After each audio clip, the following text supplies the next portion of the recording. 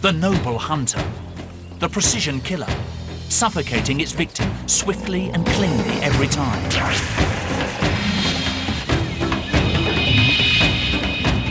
But is this squeaky clean image of the king of the beasts really true? We track one pride that goes in for a messier kind of killing, sometimes digging straight in, eating prey alive.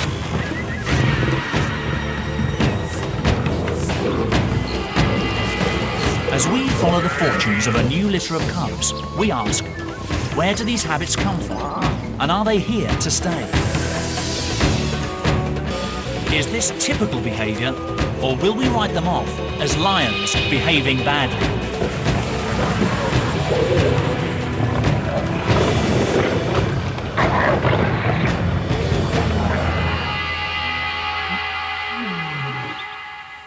It's a classic African scene. The lions look unruffled.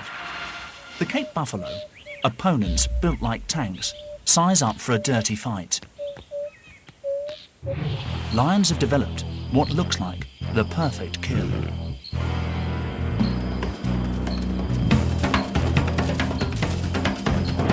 They've got the combined power of the pride to bring down these giants.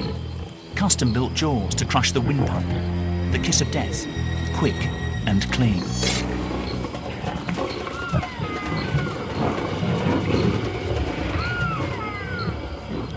Textbook stuff. But in Makalola, Zimbabwe, one lion family seems to play by different rules. When these lions kill, they cut corners.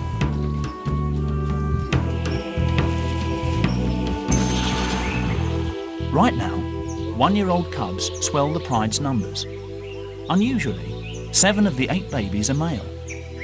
Could this be a clue as to why this pride hunts the way it does? In the pride, it's the dominant male who pulls the strings. But for all the lions living here, the buffalo are the key to survival. Smaller prey just isn't going to provide enough food for a lion pride of this size.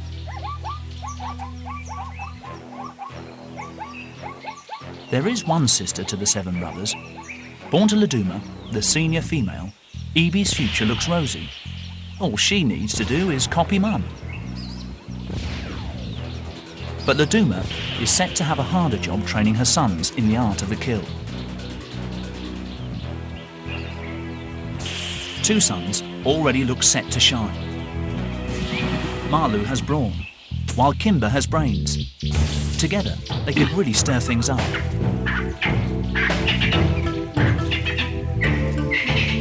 But first, and crucially, the youngsters must learn to hunt. Their days in the security of the pride are numbered. They hang out with the top lionesses. Our first insight into how this pride does business. Mardi, identified by a radio collar, is often on hand as a second mentor to the cubs. This is on-the-job training, and Mardi also acts as a backup to her sister Laduma during attacks. When hunting, they're the ones the cubs will need to watch. At all other times, it's the pride male, Panwi, who keeps the family members in line. At 180 kilos, more than twice the weight of a man, he demands respect, even from the oldest lioness. If he senses a challenge, things could turn nasty.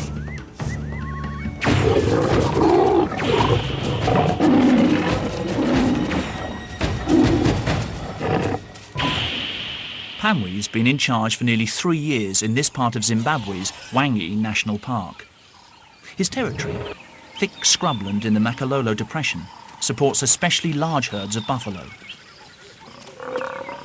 The cubs will have to learn how to take on animals weighing 4 times as much as a lion, with tempers to match.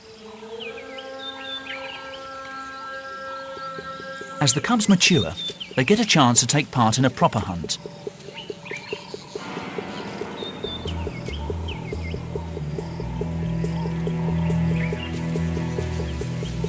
buffalo come to battle equipped with some of the heaviest and deadliest horns in the animal kingdom. Lesson number 1. Know how to pick the easiest target.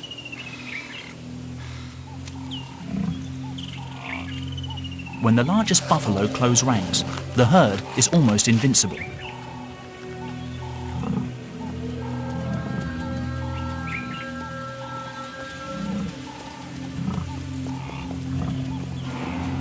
Laduma takes the lead. She's always up front. But how will the rookies react to the buffalo front line?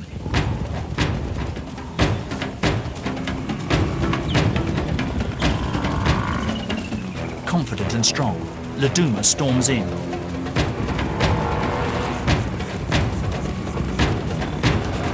She's got a calf in her sights.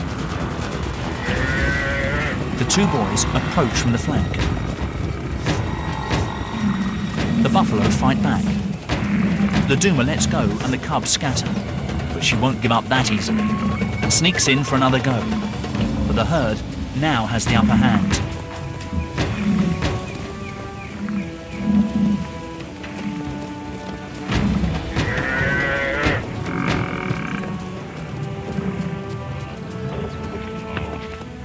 The cubs' first practical lesson ends in a reality check. What went wrong? It all started well. Laduma grabbed her chance. A calf, isolated when the herd panicked. But her sons and the rest of the pride failed to back her up in time.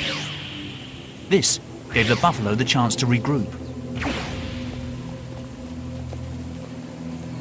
In the end, the lions were outmaneuvered by their prey. Strength in numbers and team play won the day.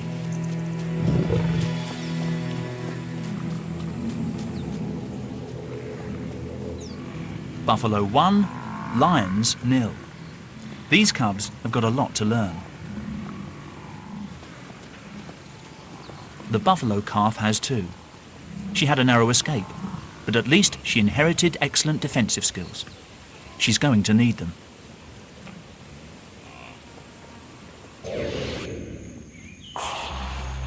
Three months earlier, she spent a few hours as a helpless newborn.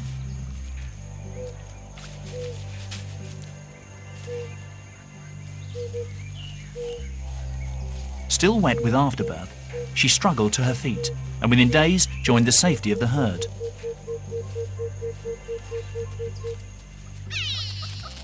She'll have to use all her natural-born resilience to survive the lions of Makalolo.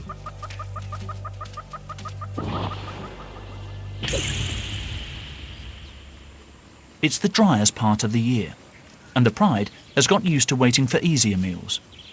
As animals fall victim to thirst, hunger and exhaustion, the lion's darker side seems to emerge. An injured elephant calf hauls itself through the undergrowth.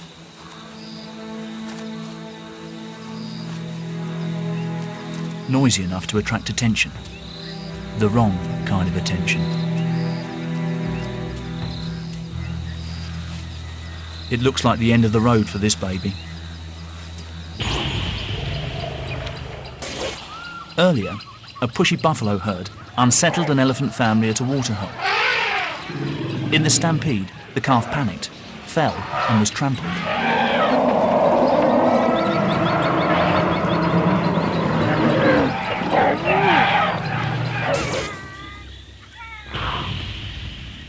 It was left for dead, but on broken legs, it spent the intervening hours dragging itself towards cover. It's in no state to defend itself. Usually, we'd expect lions to suffocate their prey by clamping the victim's windpipe before they tuck in. This is the first time Laduma's sons, Marlu and Kimber, have encountered a situation like this. What will they do?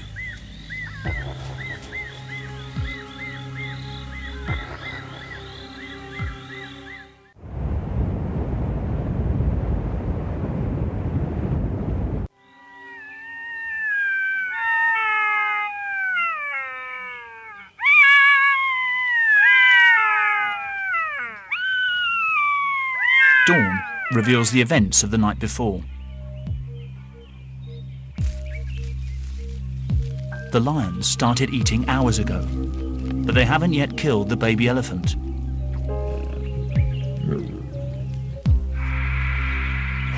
Although still alive, it barely moves. Trauma has probably pushed it into a semi-coma.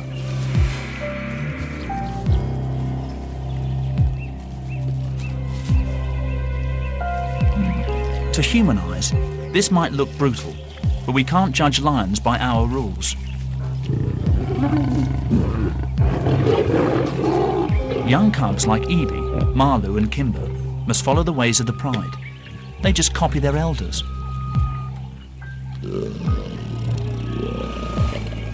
So, what has caused the older Makalola lionesses to dispense with the swift kill?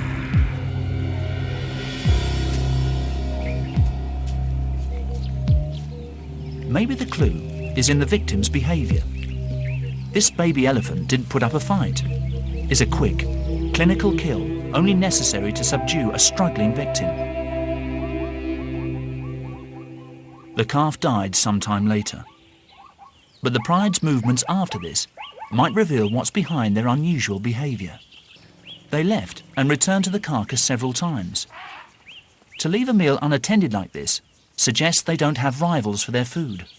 In the heart of the territory defended by Pamwi, Laduma's family lives unchallenged. This isn't unique among wild lions, but it's a rare luxury. Laduma knew that the baby elephant couldn't escape. With no pressure to be fast and efficient, even hardwired hunting instincts can be short-circuited. Who wouldn't save their energy, given the opportunity? Their instinct to sleep for up to 20 hours a day, though, seems right on track. More clues about why these lions kill the way they do are found all around. Although Wangi National Park is largely a wilderness, man-made boreholes were sunk in the Makalola area to help the wildlife get through the dry season.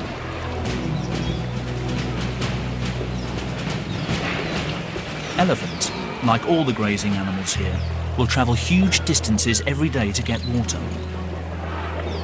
When two heavyweights want the same thing, sometimes the pressure valves burst.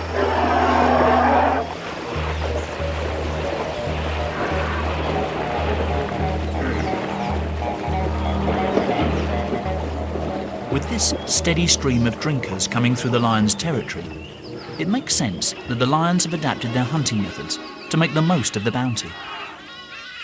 But the question for the cubs is this: was eating an animal alive just a one-off, or are they likely to make a habit of it? Night. Pamwi's pride has woken up and is on the hunt again. More training for the cubs.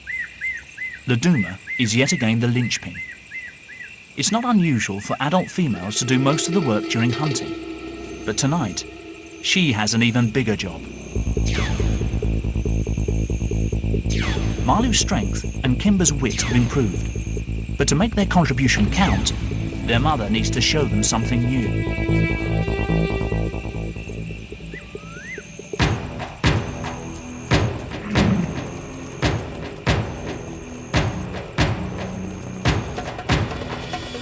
Tonight, can they help coordinate the attack and show the buffalo they mean business?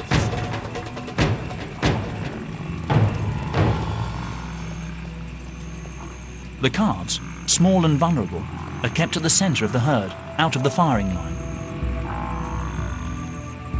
Even for a lion, this huge wall of living flesh is formidable, and they lose their nerve.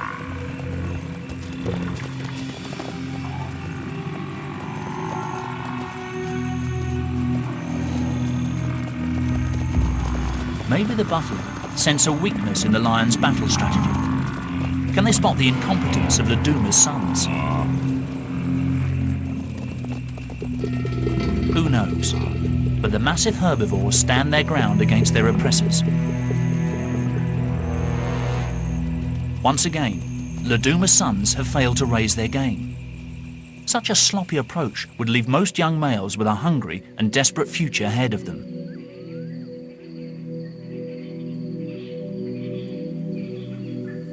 But Makalolo, yet again, offers them a soft option. Another tiny elephant calf wanders alone.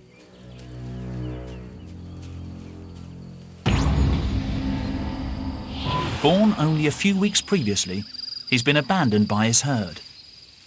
Newborn elephants are prone to attack, and sensing danger, his mother and concerned aunts try to push the calf to its feet.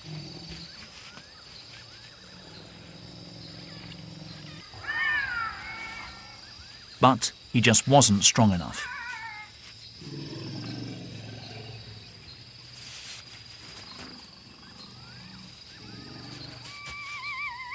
His family stuck with him at first, but eventually had no choice but to leave him and let nature take its course.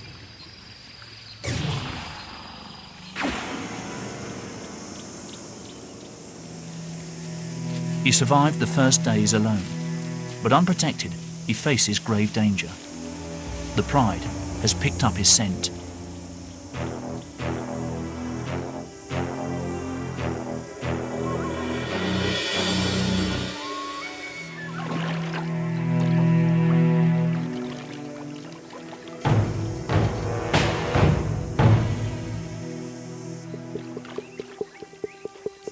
But the baby gets a lucky break.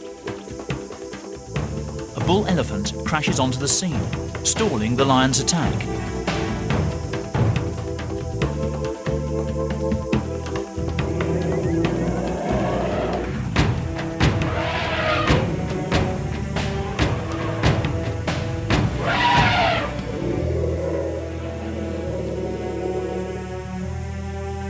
They wait to see what will happen next.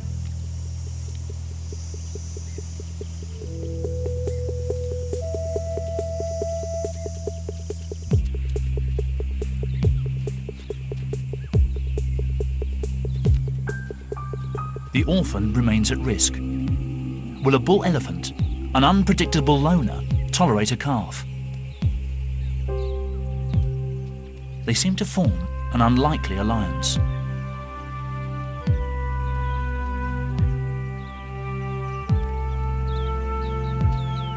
But a male elephant isn't inclined to watch over a lost baby.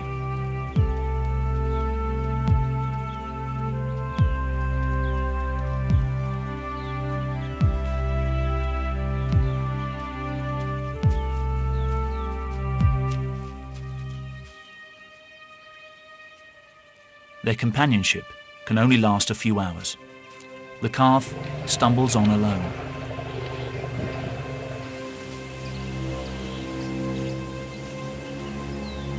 The African bush takes no hostages. The sick and needy stand out as beacons to the hungry and opportunistic.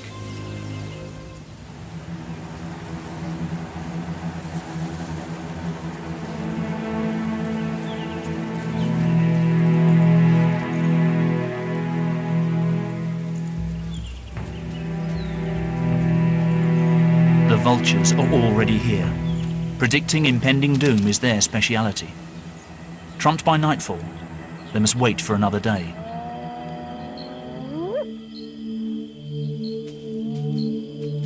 They don't call it the lion's share for nothing. They will get the most of this easy meal. And dehydrated, probably traumatized, the baby elephant gives up the ghost, sparing itself from a more gruesome death. Malu and Kimber, now juveniles, don't know it, but this will be the last time they feed so easily.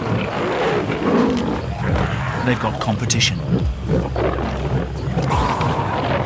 Little do they realise, but their mother, Laduma, is pregnant again. Malu, Kimber and their 5 brothers will soon need to think about moving on. 3.5 months ago, Pamwi picked up the smells, telling him the lionesses were ready to mate. He mounted them several times an hour for 4 days, a sexual marathon.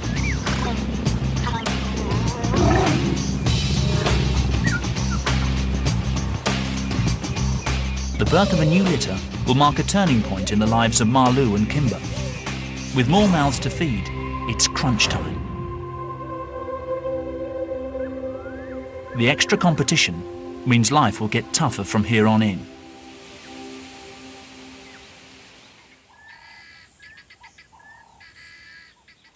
Although they've grown in strength and confidence, the brothers still haven't made a kill.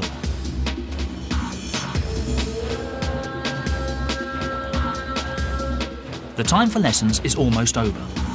Perhaps sensing that they need a game plan, they give their mother some proper backup. It's a turning point for the boys.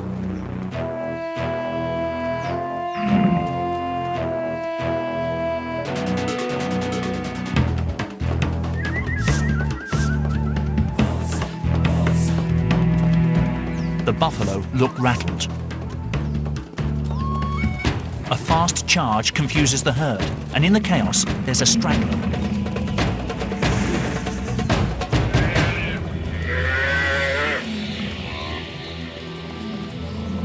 But two young guns have narrow odds against a buffalo army. It's time for all the brothers to get involved. By spreading out to create a buffalo front line, a standoff ensues.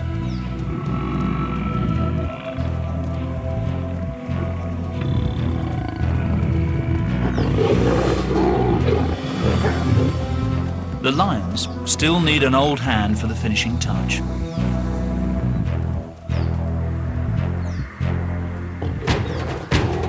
This time, it's their aunt, Mardy, who backs up the boys.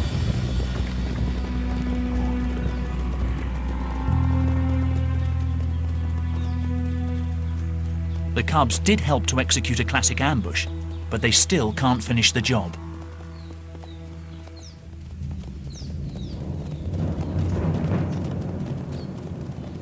The rest of the buffaloes have sensibly backed off.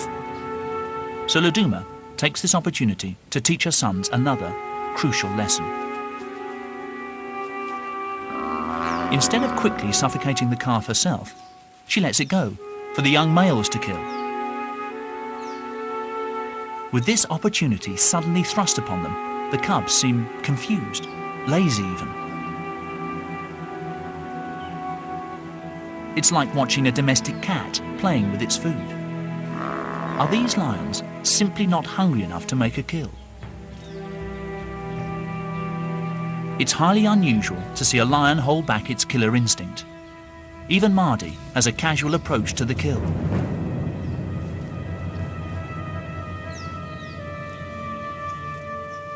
Then, the calf suddenly struggles a little, and a primal instinct kicks in.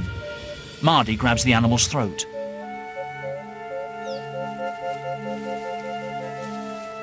A little sustained pressure and the calf will suffocate. But she doesn't see it through.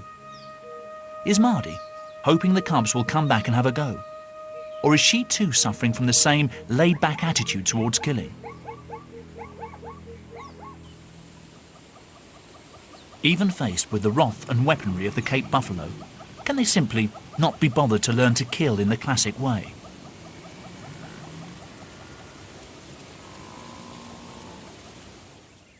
It's nightfall before the lions tuck in.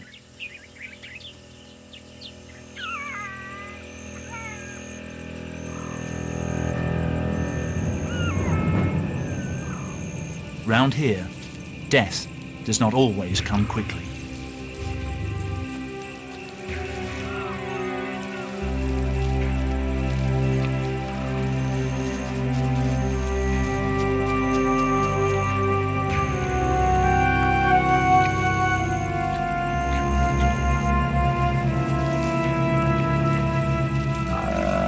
Marlo and Kimber have other problems to deal with. Soon, along with their brothers, they will be forced to leave, but they must sharpen up their act.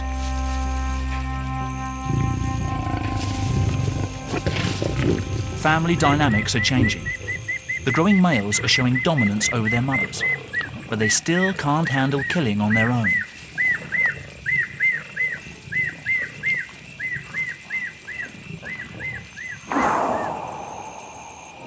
In lion society, dominant males rarely make the kill when with the pride, but they usually monopolise the meal. Panwi turns up right on cue.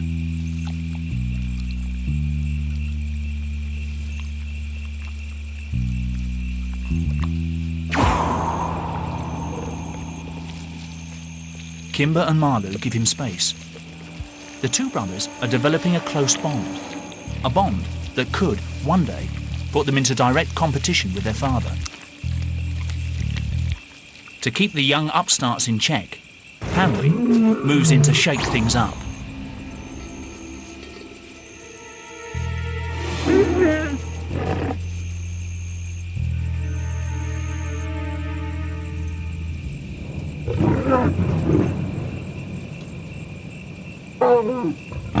Pamwi's grown-up cubs now crowd the carcass, so he turns on them.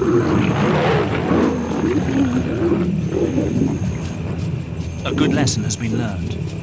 Big males eat first. Kimber grabs what he can and retreats.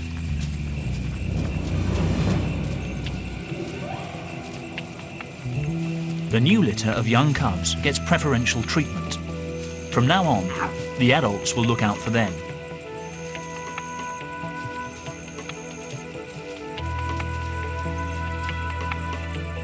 The patriarch is just marking time before his older sons inevitably leave the pride. Even an innocent attempt by Kimber to make contact with his father is met with irritation.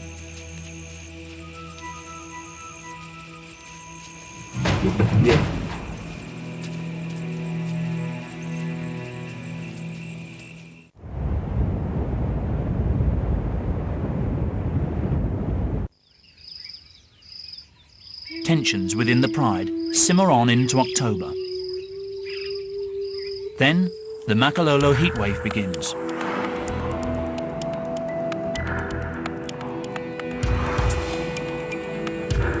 Temperatures up in the 30s drain the colour from the landscape.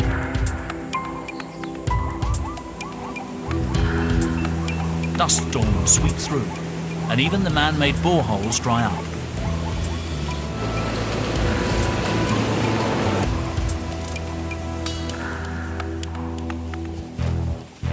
Pamwi must lead the pride deeper into the parched scrub.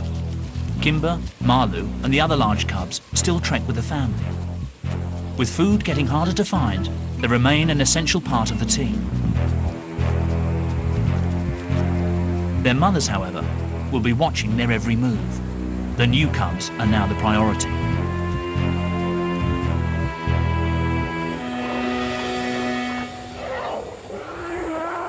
At what's left of the waterholes, thousands of feet and hooves churn the mud into a potential death trap.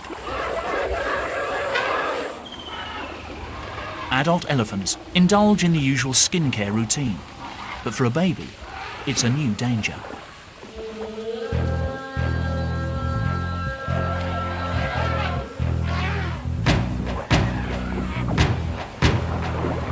The mud acts like quicksand, sinking the calf to its stomach. It's not strong enough to pull itself free, and the more it wriggles, the more the mud sucks the calf in.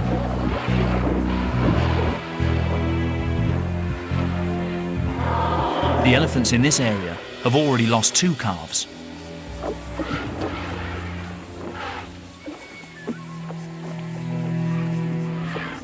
But this time, the mother successfully intervenes, tenderly coaxing with a massive foot and easing her calf free.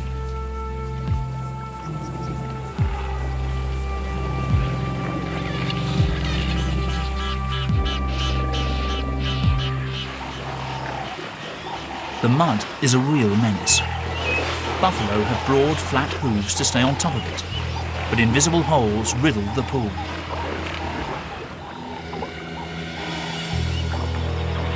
Once you slip in, the mud draws you down further.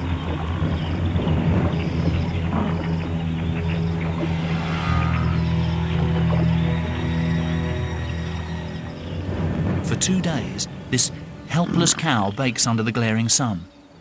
Nighttime brings little relief.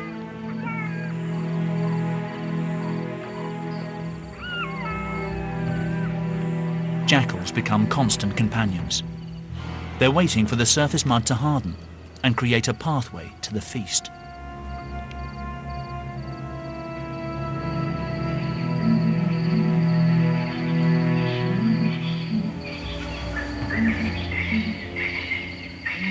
On the 3rd morning, the buffalo faces an even worse fate.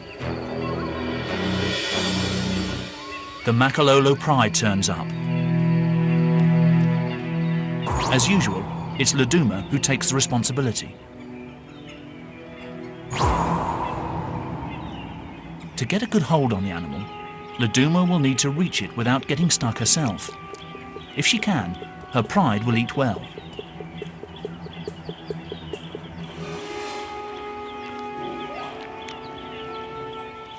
Mud makes lions nervous, so she cautiously edges over the sun-baked crust.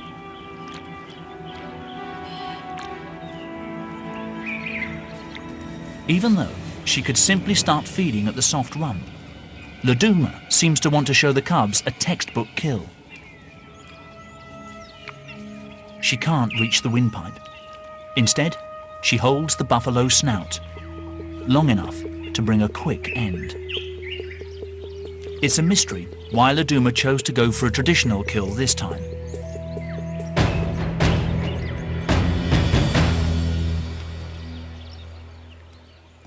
But she's set a new example to her cubs and shown them that they need to take every situation on its merits and think on their feet.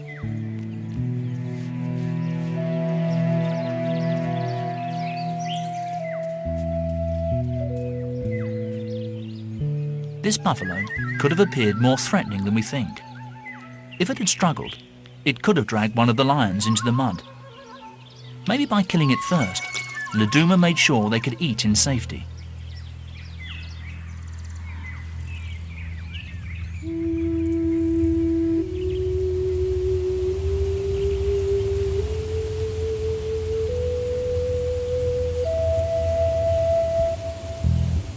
The juvenile lions have bought some extra time by feeding on animals already weak from the hardships of the dry season.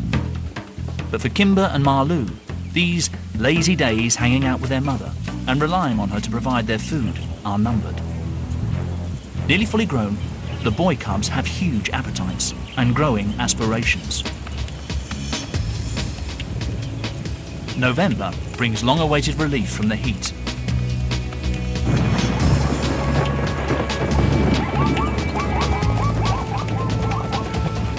Five millimeters of rain falls every day for weeks on end.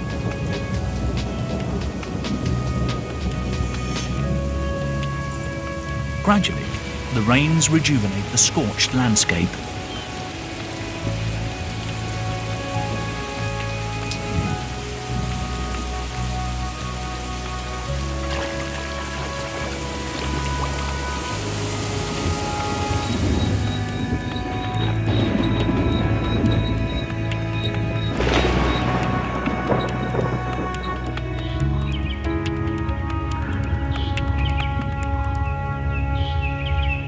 Animals that laid low or stuck closely to whatever water they could find can now roam again to feed and breed.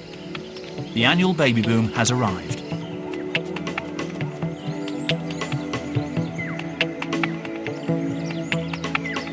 Soon after giving birth, many mothers come into heat. Males lock horns to win the right to breed with them.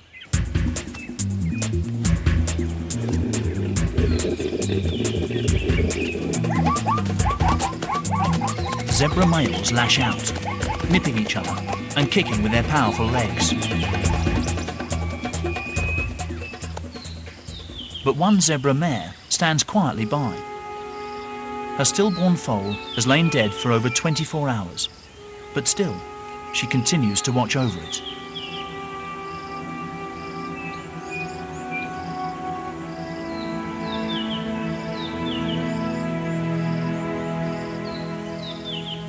Jackals hover nearby. One animal's tragedy is another's meal, and the chance to produce a family of their own.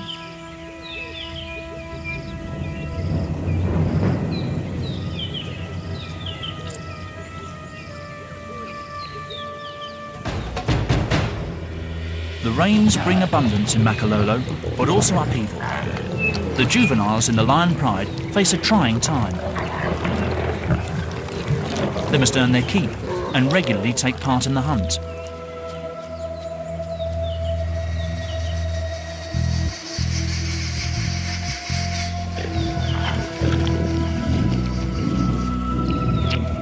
The new litter has grown fast, and now Kimber, Malu and the others find even more competition around the kill.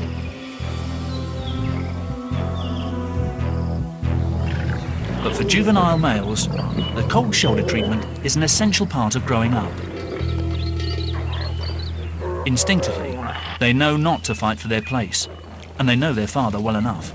He would stamp out any challenge to his authority.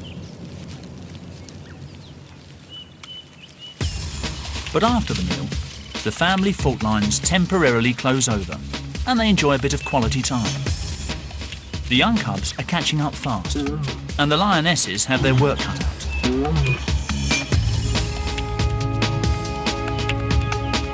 The older siblings have only a little time left before they are pushed out.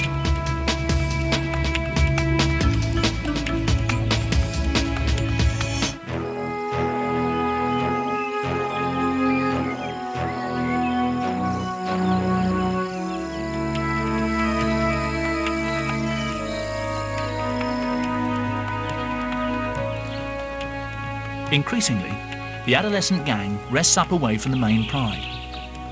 Even the lionesses are getting tired of the older cubs, and they're always under the watchful gaze of Pamwi.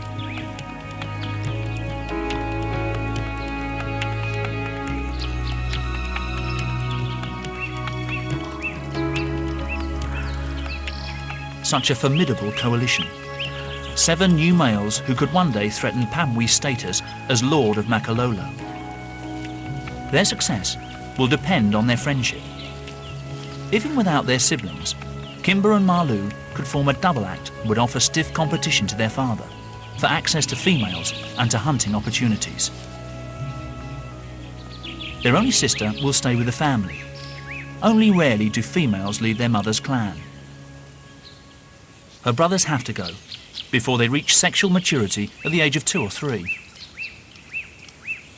And round here, they will have to hunt buffalo in order to have any chance at all. Kimber and Malu face a dangerous and unpredictable world. They will have to cross countless other territories. Neighbouring pride males will be ready to defend their turf to the death. With their manes starting to grow thick and new surges of testosterone coursing through their veins, it won't be long before they want to go. Let's hope they've learned enough to take on new rivals.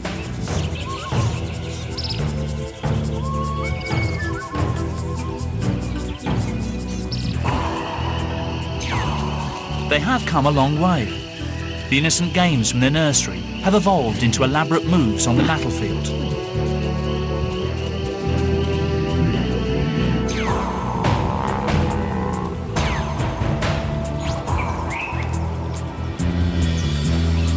It's taken months of trial and error, but finally, Kimber and Malu and the rest of the brothers rise to hunt as one. And today, suddenly, everything seems different. They are seeking the ultimate challenge, and this time will tackle it in their very own way.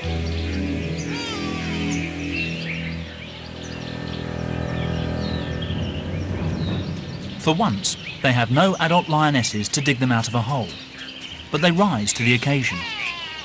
Good teamwork helps them locate and ambush a solitary buffalo bull.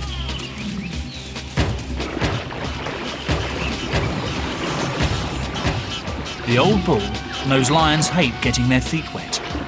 Plunging in buys him time.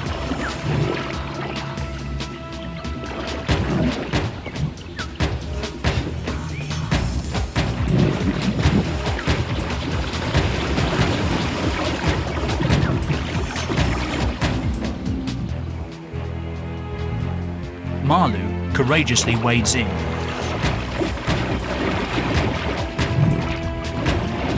Out of his depth and alone, he can do nothing. And what's more, this bull has attitude.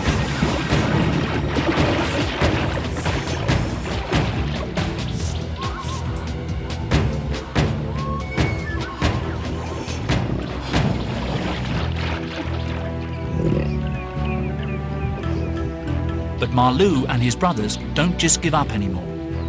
They've grown in maturity and in patience. Working together, they prove they can cope on their own.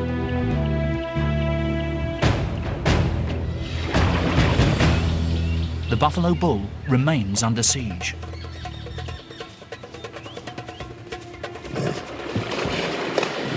The lions play safe, rightly so. A false step and they'd slip into the spearing range of one of those deadly horns.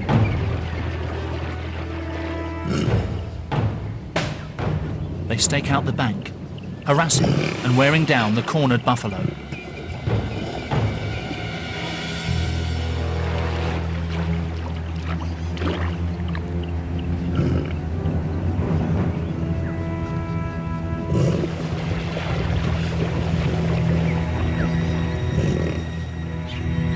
Despite their persistence, there's a last-minute hitch. A bull elephant shows up at the waterhole.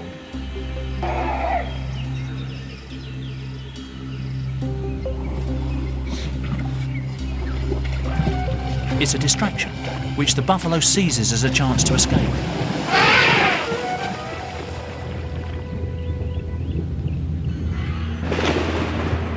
On this occasion, luck ran against them, but even seasoned hunters regularly miss their target.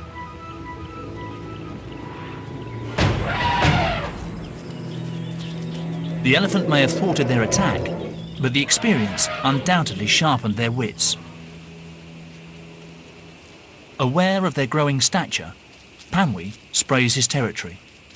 A reminder to Kimber and Malu not to rise above themselves.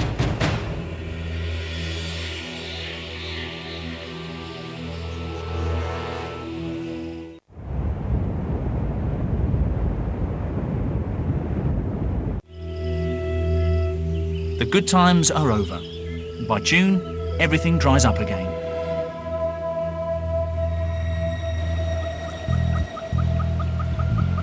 But the young lions remain on a roll. Winter brings their biggest and toughest test yet. The buffalo herd bulges with youngsters. Some of them were born at the same time as our lion cubs. They've survived and now weigh in at a sturdy 400 kilos.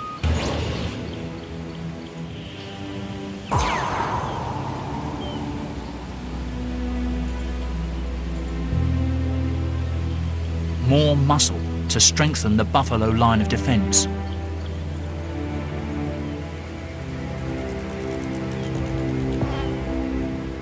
These buffalo may have good odds for this fight, but their enemies have come of age too. Both sides know that a battle is inevitable. Kimber, Malu and their brothers are under pressure to leave Makalolo. Could this be their moment to finally graduate from Laduma's hunting academy?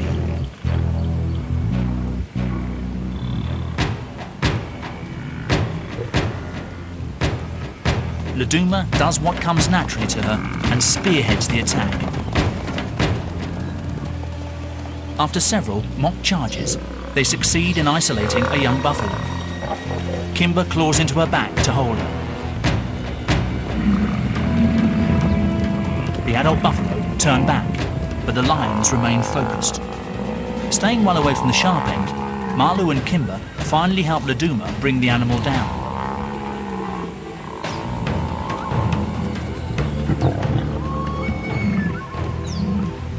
Laduma led the hunt, but a triumphant son Malu muscles in to claim the prize. Question is, what will he do next? The buffalo haven't given up, so Laduma sets off to confront them again.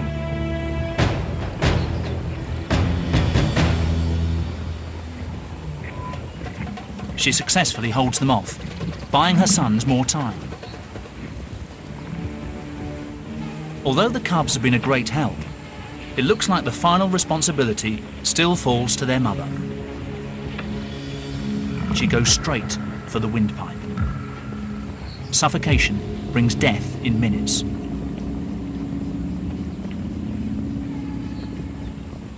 For these cubs, it looks like they won't learn to finish their prey off until they've left home and are forced to do it for themselves. But at least they've shown that the unconventional habits they experienced when they were very young aren't necessarily here to stay.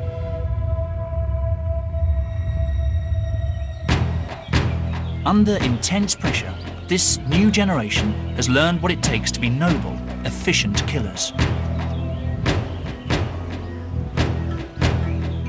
Just in time.